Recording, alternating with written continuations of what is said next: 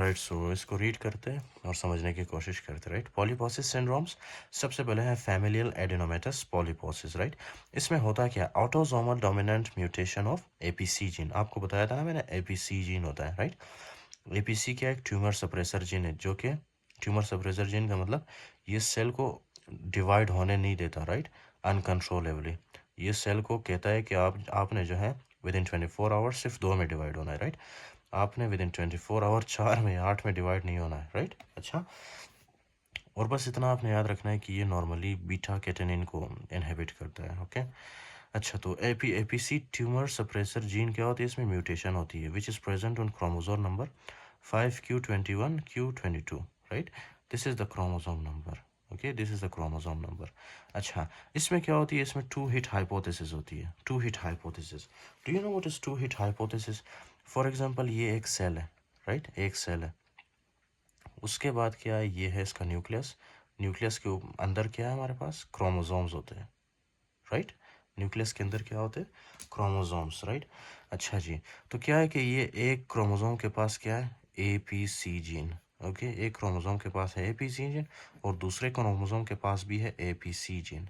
Right, अच्छा, अब familial एडिनोमेटस polyposis कब होता है, जब ये दोनों एपीसी जीन, ए एपीसी जीन और ये एपीसी जीन दोनों खराब हो। राइट, दोनों म्यूटेट हो, तो क्या होगा, फैमिलियल एडिनोमेटस पॉलीपोसिस। राइट, और इसको क्या कहते हैं हम, इस कंडीशन को two hit hypothesis. Two hit hypothesis का मतलब है कि ये जीन भी खराब हो और ये जीन भी म्यूटेट हो। राइट, दोनों जीन म्यूटेट हो, that is called as two hit hypothesis. Right, next is thousands of polyps arise starting after puberty.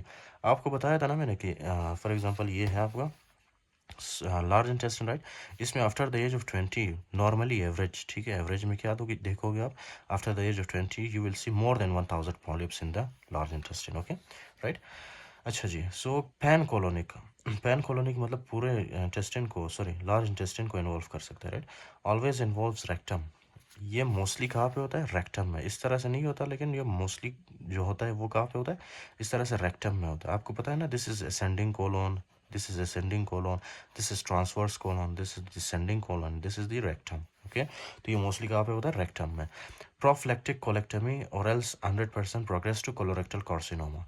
अगर आपने इसको ठीक नहीं किया, राइट, प्रोफिलैक्टिकली, कोलेक्टमी का मतलब है आप इसको जहाँ पे पॉलिप बना है इसको आप सर्जरी के थ्रू रिमूव करते हो। राइट, बॉडी से निकाल देते हो। राइट, तो अगर आपने इसको निकाल नहीं दिया या आपने नहीं निकाला, so that will lead to colorectal carcinoma, इससे लार्ज इंटेस्टाइन का कैंसर बन जाता है।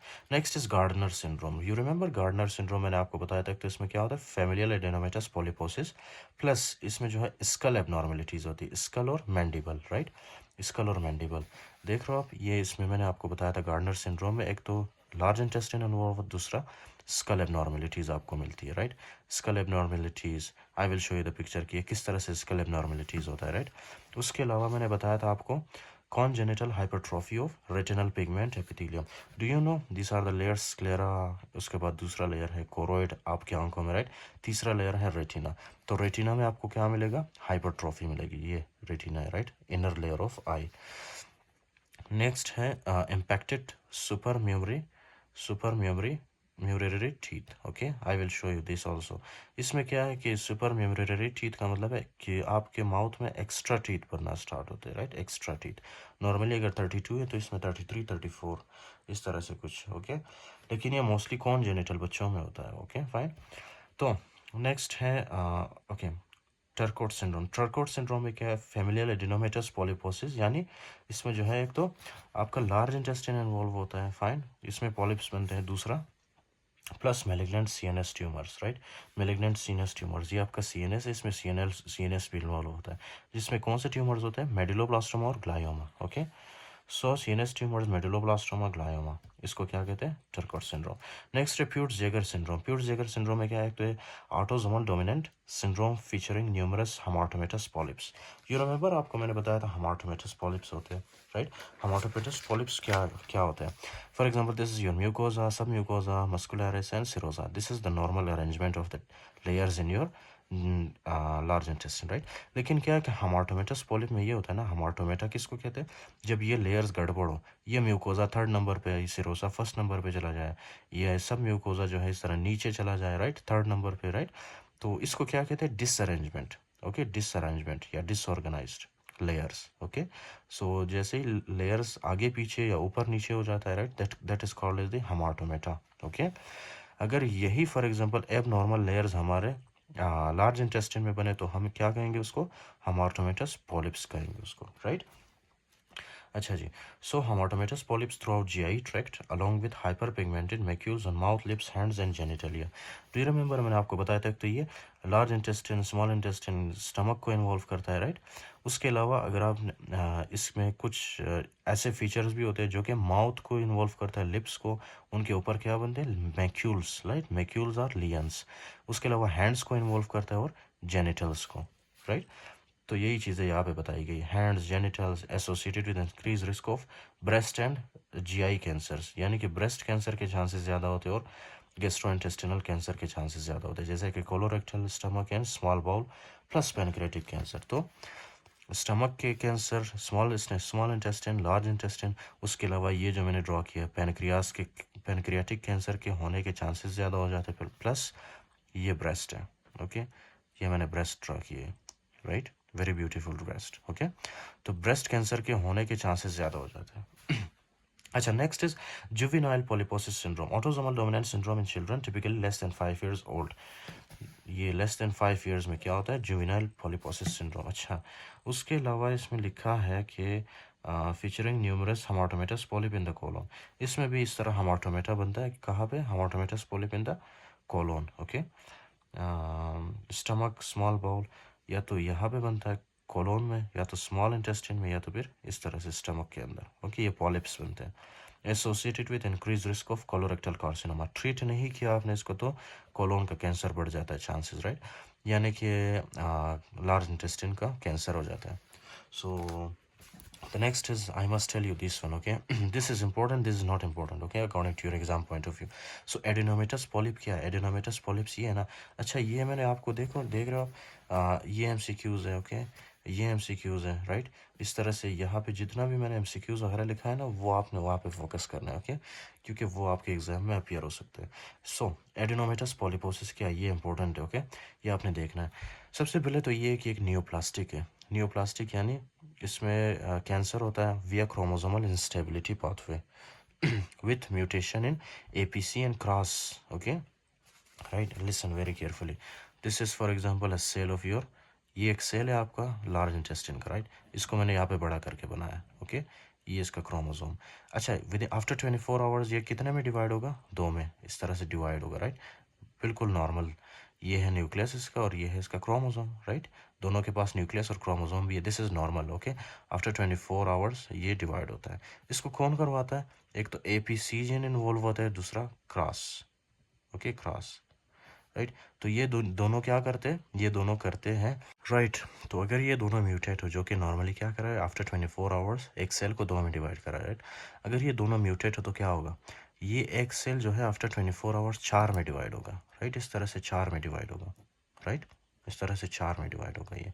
फिर ये जो आगे के चार सेल्स है, ये आफ्टर 24 hours हो सकता है कि 16 और डॉटर सेल्स बने हैं इनसे, राइट, 16 में डिवाइड हुई है। तो क्या बन रहा है यहाँ पे, इस तरह से सेल की नंबर ज़्यादा हो रही है, सेल की नंबर जब ज़्यादा होती है, राइट, लार्ज इंटेस्टाइन के अंदर अनकंट्रोलेबली, सो उससे क्या बनता है, पॉलिप बनता है। ओके, पॉलिप बनता है, राइट। तो इस पॉलिप को हम क्या कहेंगे, एडिनोमेटस पॉलिप। ओके, एडिनोमेटस पॉलिप्स, इसकी कितनी टाइप्स है, इसके तीन टाइप्स है। ओके, फाइन, इसकी तीन टाइप्स है। एक है हमारे पास सबसे पहला वाला ट्यूबुलर, ओके, ट्यूबुलर, राइट, और दूसरा क्या है इसके पास, हमारे पास इसका है विलस। ओके, दूसरा है विलस या विलन।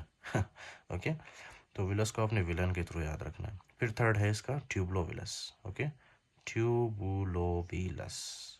अच्छा, इन सब में जो सबसे ज़्यादा कैंसर होने के चांसेस होते हैं ना, वो है विलस। विलस बहुत ख़तरनाक है, राइट, विलस को आपने ट्रीट नहीं किया, सो that will convert into cancer. Okay, cancer, right. उसके बाद है ट्यूबलोविलस। ट्यूबलोविलस का इंटरमीडिएट है, राइट, इंटरमीडिएट है, चलो मैं आपको पढ़ लेता हूँ यार आपके लिए. Tubular histology has less malignant potential than villous, right. It basically means कि ये जो विलस है ना, विलस सबसे ज़्यादा इसमें मेलिग्नेंसी या कैंसर होने के चांसेस ज़्यादा है. Histology is villainous, right. उसके बाद है ट्यूबुलोविलस हैज़ इंटरमीडिएट मेलिग्नेंट पोटेंशियल. ये जो ट्यूबुलोविलस है इसमें मेलिग्नेंट इंटरमीडिएट पोटेंशियल है, राइट, कैंसर कॉज करने के.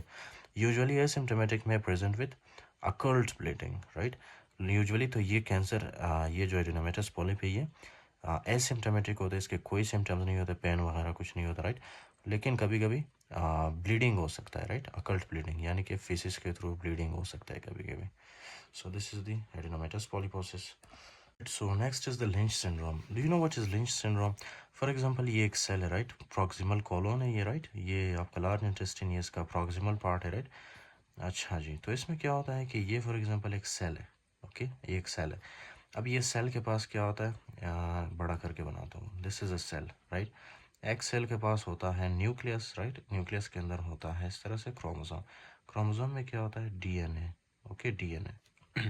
अच्छा, तो ये डीएनए जो है क्या करता है, जब एक सेल डिवाइड होता है ना दो में जब डिवाइड होता है, इसके साथ इसका डीएनए भी, कुछ डीएनए यहाँ चला जाता है, कुछ डीएनए यहाँ चला जाता है, राइट. और ये डिवीजन कौन करवाता है, डीएनए करवाता है, ओके. एक सेल को दो में कौन डिवाइड करता है, डीएनए, ओके. ये सारा इन्फॉर्मेशन किस में होता है, डीएनए में. लेकिन कभी कभी जो है ना डीएनए में क्या होता है, ख़राबी आ जाती है, राइट.